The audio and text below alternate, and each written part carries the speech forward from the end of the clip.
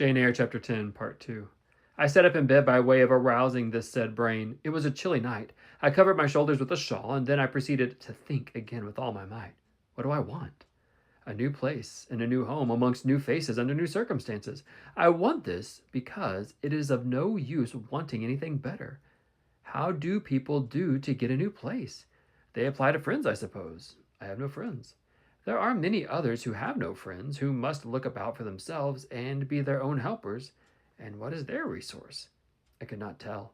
Nothing answered me. I then ordered my brain to find a response, and quickly. It worked and worked faster. I felt the pulses throb in my head and temples, but for nearly an hour it worked in chaos, and no result came for its efforts. Feverish with vain labor, I got up and took a turn in my room, undrew the curtain, and noted a star or two, shivered with cold, and again crept to bed. A kind fairy in my absence had surely dropped the required suggestion on my pillow, for as I lay down it came quietly and naturally to my mind. Those who want situations advertise. You must advertise in the Shire Herald. How? I know nothing about advertising. Replies rose smooth and prompt now. You must enclose the advertisement and the money to pay for it under a cover directed to the editor of the Herald. You must put it the first opportunity you have into the post at Lowton. Answers must be addressed to J.E. at the post office there. You can go and inquire in about a week after you send your letter, if you are any, and act accordingly. This scheme I went over twice, thrice. It was then digested in my mind. I had it in a clear, practical form. I felt satisfied and fell asleep. With earliest day I was up. I had my advertisement written, enclosed, and directed before the bell rang to rouse the school. It ran thus: a young lady accustomed to tuition, had I not been a teacher 2 years, is desirous of meeting with a situation in a private family where the children are under 14. I thought that as I was barely 18, it would not do to undertake the guidance of pupils nearly my own age.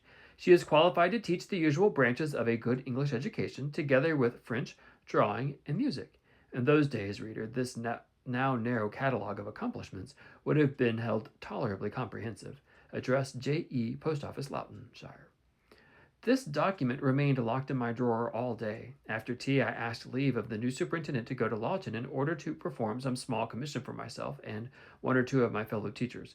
Permission was readily granted. I went. It was a walk of 2 miles, and the evening was wet, but the days were still long. I visited a shop or two, slipped the letter into the post office, and came back through the heavy rain with streaming garments, but with a relieved heart.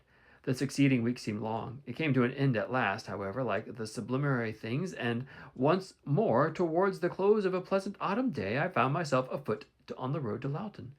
A picturesque track it was, by the way, lying along the side of the beck and through the sweetest curves of the dale. But that day I thought more of the letters that might or might not be awaiting me at the light borough whither I was bound, than of the charms of the lea and the water.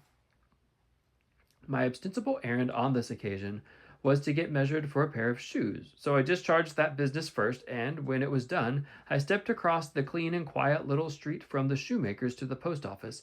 It was kept by an old dame who wore horn spectacles on her nose and black mittens on her hands. "Are there any letters for J.E.?" I asked.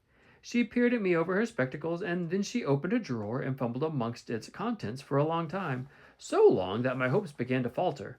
At last, having held a document before her glasses for nearly 5 minutes, she presented it across the counter, accompanying the act by another inquisitive and mistrustful glance. It was for J.E. "Is there only one?" I demanded. "There are no more," she said, and I put in my pocketbook and turned my face homeward. I could not open it then. Rules obliged me to be back by 8, and it was already 7:30.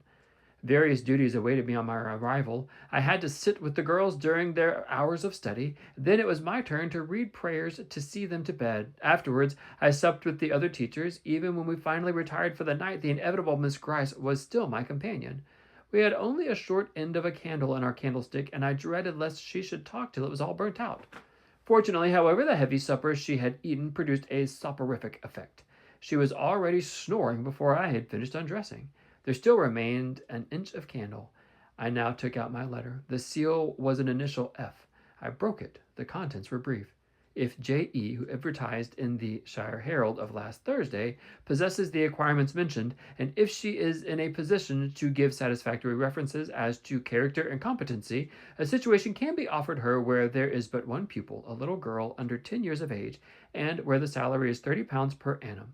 J.E. is requested to send references, name, address, and all particulars to the direction. Mrs. Fairfax, Thornfield, near Millcote, Shire. I examined the document long. The writing was old-fashioned and rather uncertain, like that of an elderly lady. The circumstance was satisfactory. A private fear had haunted me, that in thus acting for myself, and by my own guidance, I ran the risk of getting into some scrape, and above all things, I wished the result of my endeavors to be respectable, proper, en règle. I now felt that an elderly lady was no bad ingredient in the business I had on hand. Mrs. Fairfax. I saw her in a black gown and widow's cap, frigid, perhaps, but not uncivil, a model of elderly English respectability.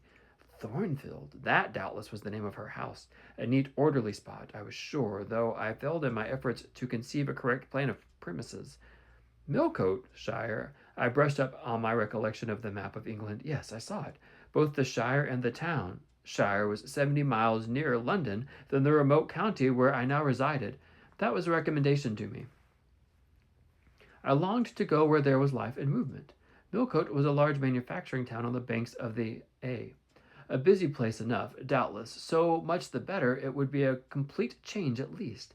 Not that my fancy was such captivated by the idea of the long chimneys and clouds of smoke, but I argued Thornfield will probably be a good way from the town. Here the socket of the candle dropped and the wick went out. Next day, new steps were to be taken. My plans could no longer be confined to my own breast. I must unpack them or unpack them. I must impart them in order to achieve their success. Having sought and obtained an audience of the superintendent during the noontime recreation, I told her I had a prospect of getting a new situation where the salary would be double what I now received. For at Lowood I only got £15 per annum, and requested she would break the matter for me to Mr. Brocklehurst or some of the committee, and ascertain whether they would permit me to mention them as references. She obligingly consented to act as mediatrix on the matter. The next day she laid the affair before Mr. Brocklehurst, who said that Mrs. Reed must be written to, as she was my natural guardian. A note was according addressed to the lady, who returned for answer that I might do as I pleased. She had long relinquished all interference in my affairs. This note went to the round of the committee, and at last, after what appeared to me most tedious delay, formal leave was given me to better my condition if I could, and an assurance added that as I had always conducted myself well both as teacher and pupil at Lowood, a testimonial of character and capacity signed by the inspectors of that institution should forthwith be furnished me. This testimonial I accordingly received in about a month, forwarded a copy of it to Mrs. Fairfax, and got that lady's reply stating that she was satisfied, and fixing that day fortnight as the period for my assuming the post as governess in her house. I now busied myself in preparations. The fortnight passed rapidly. I had not a very large wardrobe, though it was adequate for my wants, and the last day sufficed to pack my trunk, the same I had brought with me 8 years ago from Gateshead.